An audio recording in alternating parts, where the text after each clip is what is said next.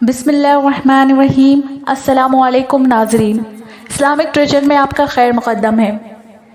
نیکیوں میں اضافہ کرنے کے لیے نبی کریم صلی اللہ علیہ وسلم نے ارشاد فرمایا، 2 کلمے ایسے ہیں جو رحمان کو بڑے محبوب ہیں، زبان پر ہلکے ہیں اور میزان میں بڑے بھاری ہیں۔ وہ یہ ہیں، سبحان اللہ و بحمدہ سبحان اللہ العظیم۔ نیز حضور اکرم صلی اللہ علیہ وسلم نے حضرت ابو موسیٰ الاشعری رحمۃ اللہ علیہ سے ارشاد فرمایا، کیا میں تجھے جنت کے خزانوں میں سے ایک کلمہ نہ بتا دوں؟ یا فرمایا، کیا میں تمہیں جنت کے خزانوں میں سے ایک خزانہ نہ بتا دوں؟ انہوں نے کہا، کیوں نہیں، ضرور بتائیں۔ آپ نے فرمایا، لا حول ولا قوت الا باللہ۔ ایک دن نبی اکرم صلی اللہ علیہ وسلم ام المومنین حضرت جویریہ کے پاس سے صبح کی نماز پڑھ کر نکلے۔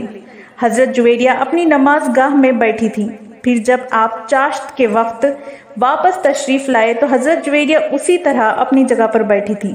اس پر حضور نے فرمایا، کیا تم مسلسل اسی حالت میں رہی ہو جس حالت میں تمہیں چھوڑ کر گیا تھا؟ انہوں نے کہا، جی ہاں۔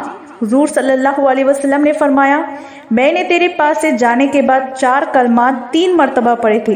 اگر ان کلمات کے ساتھ وزن کیا جائے تو تم نے اب تک کہے ہیں تو میرے وہ کلمات ان پر غالب آ جائیں گے۔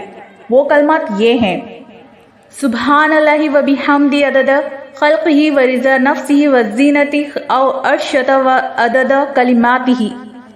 بنی اسرائیل میں ایک آدمی تھا جس نے اپنے عبادت خانے میں 60 سال عبادت کی تھی۔ ایک دن بارش ہوئی اور زمین سرسبز ہو گئی۔ اس راہب نے اپنے عبادت خانے سے نیچے جھانک کر دیکھا تو دل میں کہنے لگا، اگر میں نیچے اتر کر اللہ کا ذکر کروں تو اس سے مجھے زیادہ نیکیاں ملیں گی۔ چنانچہ وہ وہاں سے نیچے اترا۔ اس کے پاس 1 یا 2 روٹیاں تھیں۔ اس دوران کہ وہ راہب نیچے زمین پر تھا کہ ایک عورت اسے ملی۔ وہ اس سے باتیں کرتا رہا حتیٰ کہ اس عورت سے جماع کیا، پھر وہ بے ہوش ہو گیا۔ بعد میں وہ ایک تالاب میں نہانے کے لیے اترا تو اس کے پاس ایک سائل مانگنے کے لیے آ گیا۔ اس نے اس کو 1 روٹی دے دی، پھر وہ وفات پا گیا۔ وفات کے بعد جب اس کی 60 سالہ عبادت کا اس کو ایک بدی سے موازنہ کیا گیا تو وہ برائی غالب آ گئی۔ پھر اس روٹی جو اس نے سائل کو دی تھی اس کی نیکیوں کے ساتھ رکھا گیا تو نیکیوں کا پلڑا بھاری ہو گیا اور اس کی بخشش کا سامان ہو گیا۔